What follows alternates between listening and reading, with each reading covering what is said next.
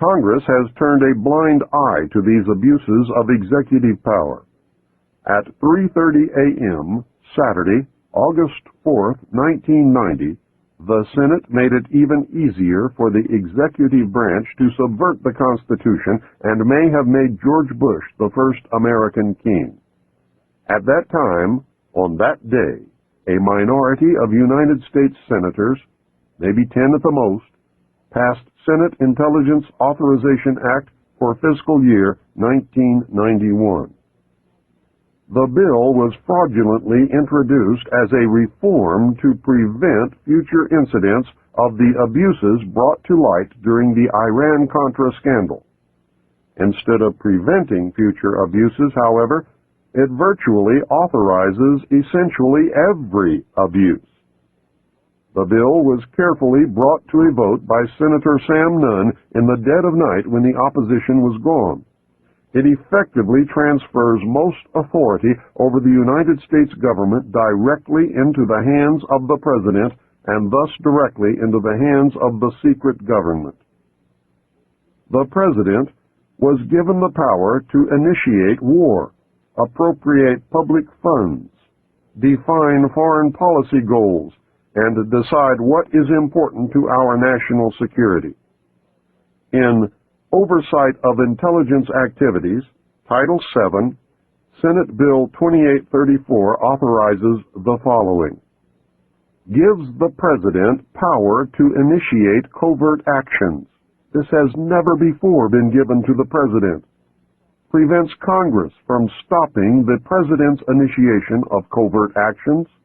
Allows the President to use any federal departments, agencies, or entities to operate or finance a covert operation, empowers the President to use any other nation or private contractor or person to fund or operate a covert action, redefines covert actions as operations necessary to support foreign policy objectives of the United States, a definition that is so vague and broad as to be essentially unlimited.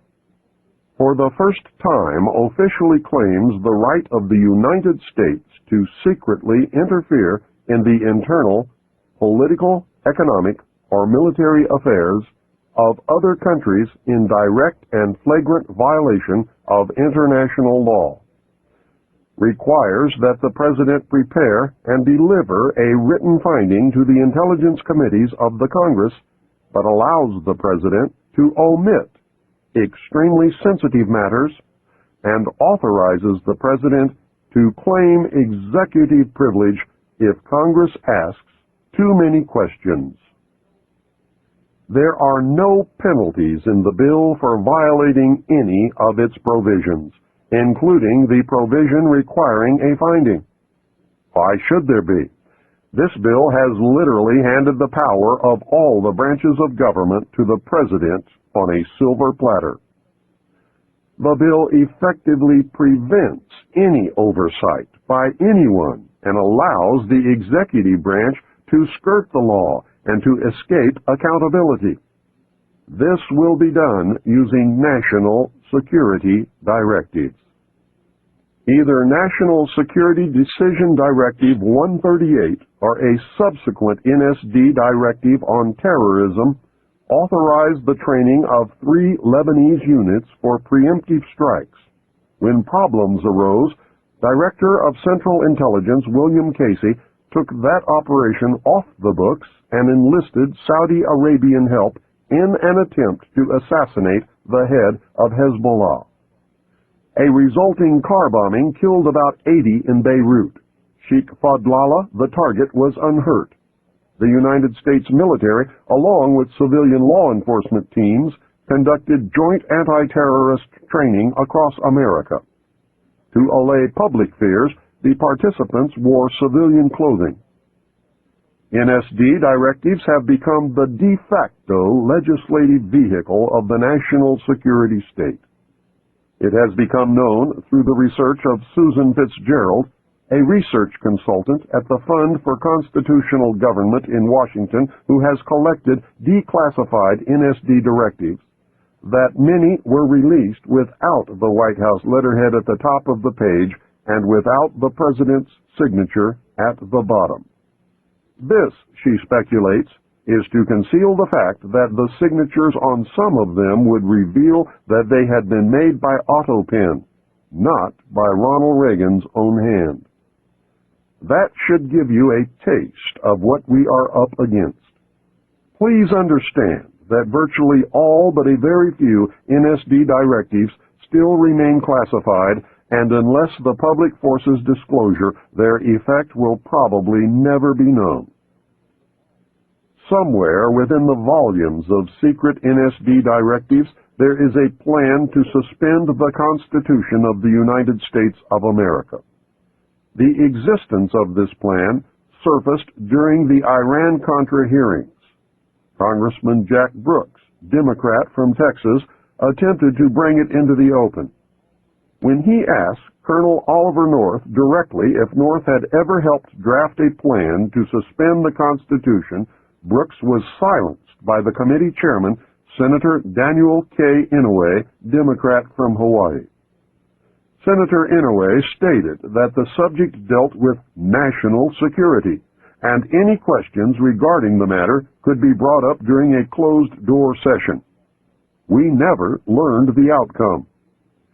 I would like to know who gave anyone in any branch of government with any title the right to suspend the Constitution at any time, for any reason, under any conditions. I believe the plan to suspend the Constitution is directly tied to the underground facility called Mount Weather and to the Federal Emergency Management Agency known as FEMA. Mount Weather is so shrouded in secrecy that 99.9% of Americans have never heard of it. FEMA, however, is another story. Remember Hurricane Hugo? Remember the federal agency FEMA that was sent to handle the emergency and was thrown out by the citizens because of gross incompetence? FEMA was incompetent because emergency management is just a guise for its real purpose, which is to take over local, state, and federal government in case of a national emergency. The only way FEMA could do such a thing is if the Constitution were suspended and martial law were to be declared. Therefore, its very existence is proof positive that a plan to suspend the Constitution does, in fact, exist. Just outside of a sleepy little town called Bluemont, Virginia, about 46 miles west of Washington, D.C., is an area of wilderness covering what has been called the toughest granite rock in the eastern United States.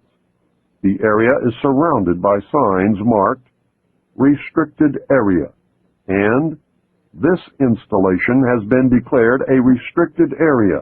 Unauthorized entry is prohibited. Other signs state, all persons and vehicles entering hereon are liable to search. Photographing, making notes, drawings, maps, or graphic representations of this area or its activities is prohibited.